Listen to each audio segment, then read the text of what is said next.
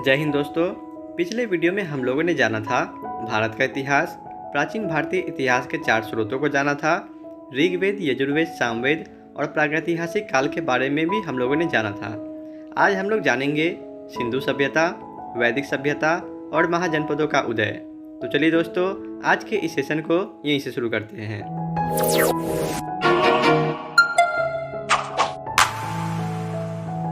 सिंधु सभ्यता। Radio carbon 14 जैसी नवीन विश्लेषण पद्धति के द्वारा सिंधु सभ्यता की सर्वमान्य तिथि 2400 ईसा पूर्व से 1700 ईसा पूर्व मानी गई है। सिंधु सभ्यता की खोज राय बहादुर दयाराम साहनी ने की। सिंधु सभ्यता को प्रागैतिहासिक अथवा कांस्य युग में रखा जा सकता है। इस सभ्यता के मुख्य निवासी द्रविड़ एवं भूमध्य सागरीय थे। सिंधु सभ्यता या सैंधव सभ्यता नगरीय सभ्यता थी।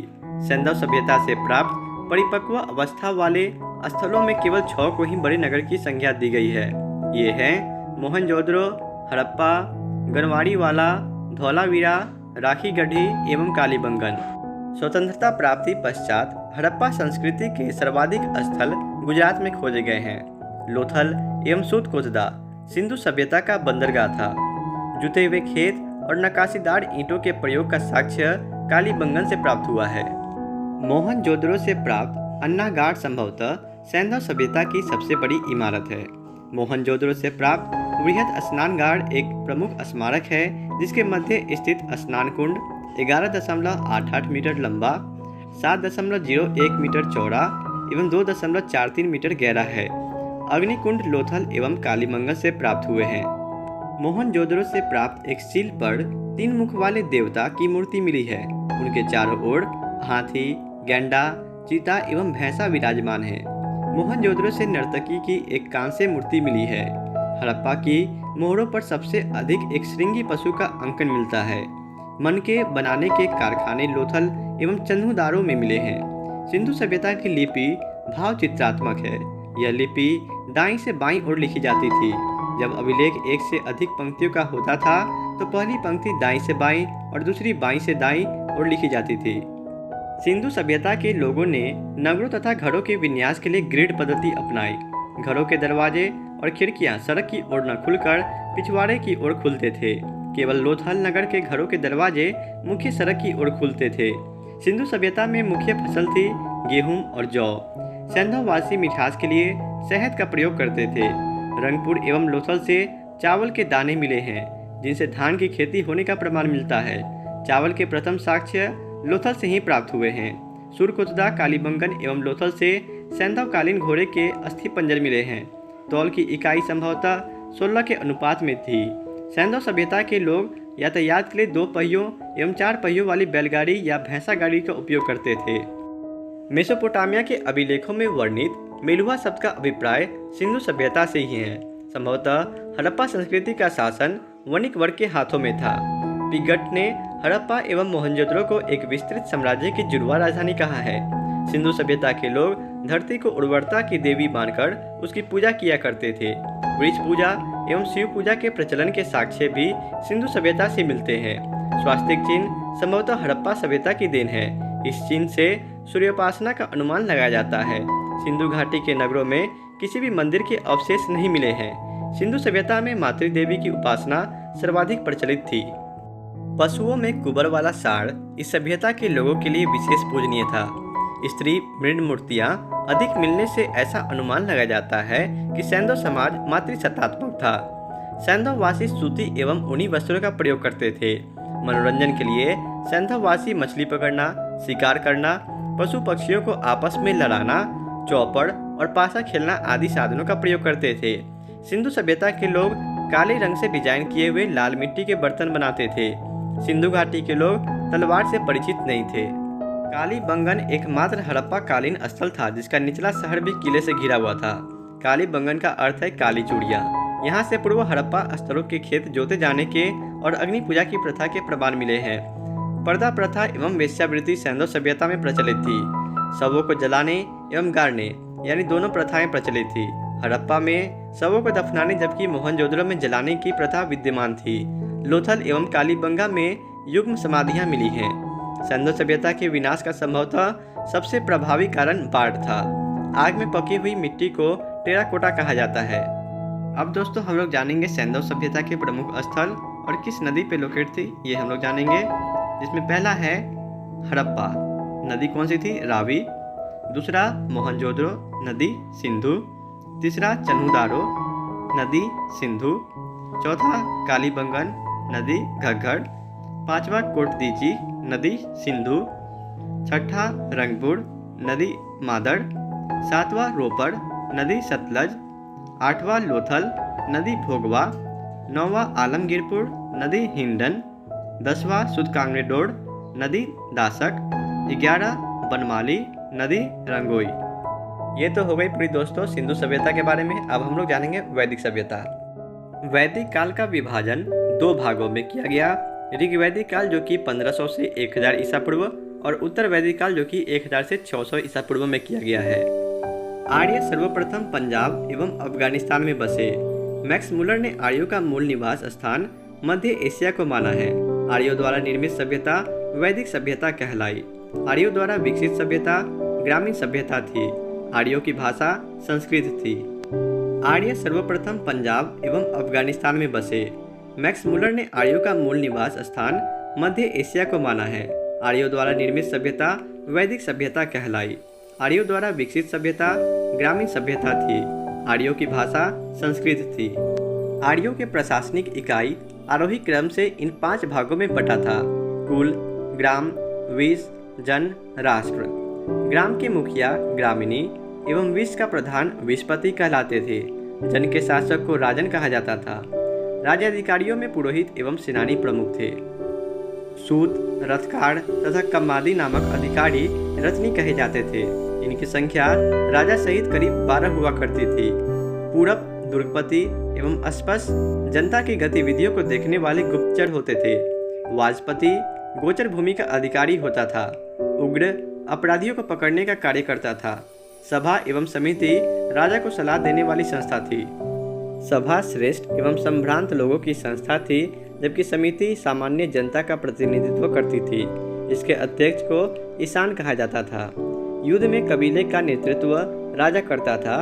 युद्ध के लिए गविष्टि शब्द का प्रयोग किया गया है, जिसका अर्थ है गायों की खोज। दशरागी युद्ध का उल्लेख ऋग्वेद के 7वें मंडल में है। यह युद्ध परुष्णी नदी के तट पर सुदास एवं 10 जनों के बीच लड़ा गया, जिसमें सुदास विजयी हुआ। ऋग्वैदिक समाज 4 वर्णों में विभक्त था। ये वर्ण थे ब्राह्मण, क्षत्रिय, वैश्य और शूद्र। यह विभाजन व्यवसाय पर आधारित था। ऋग्वेद के 10वें मंडल के पुरुष सूक्त में चतुर्वर्णों का उल्लेख मिलता है।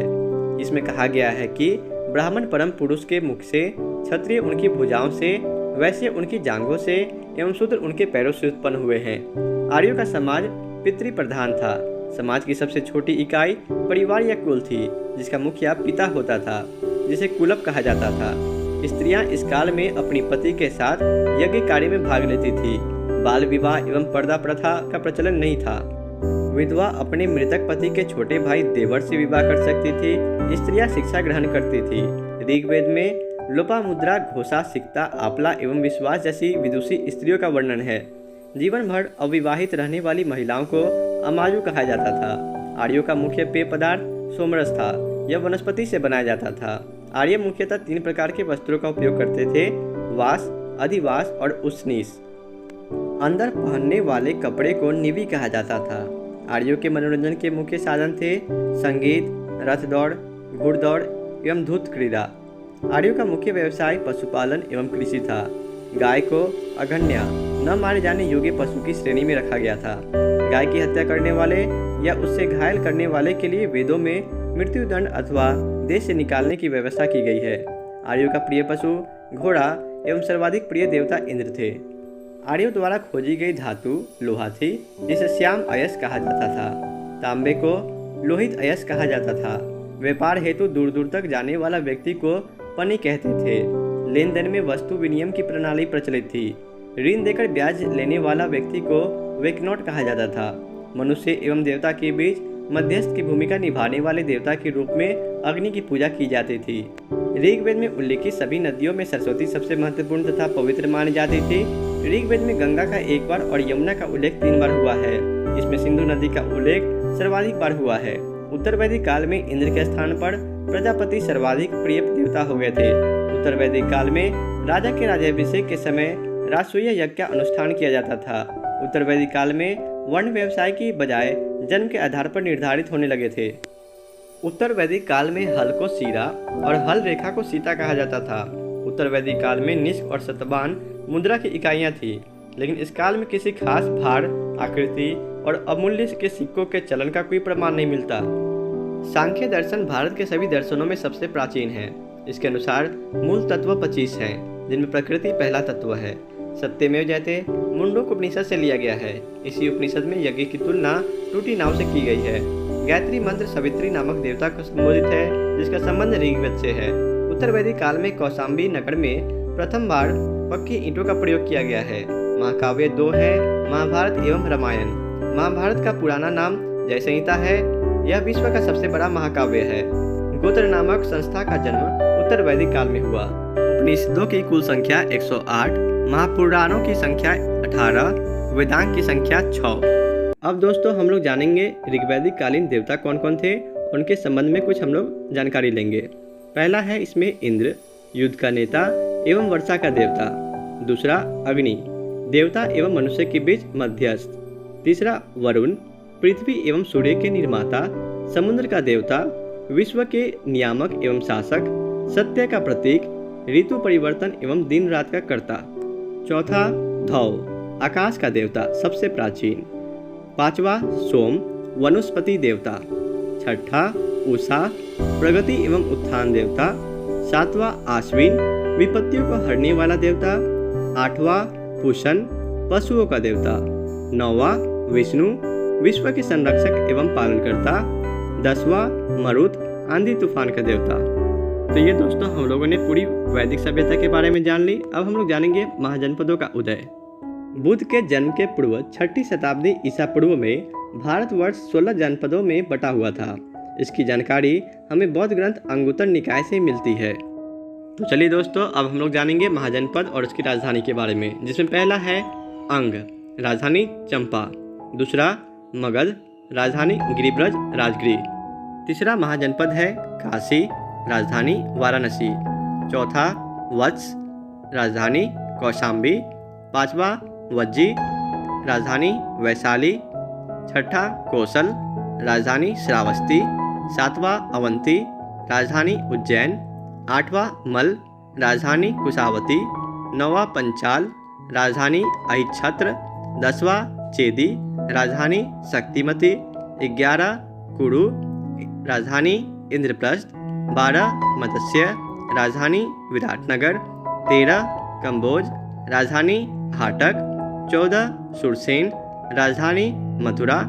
15 अस्मक, राजधानी पोटली।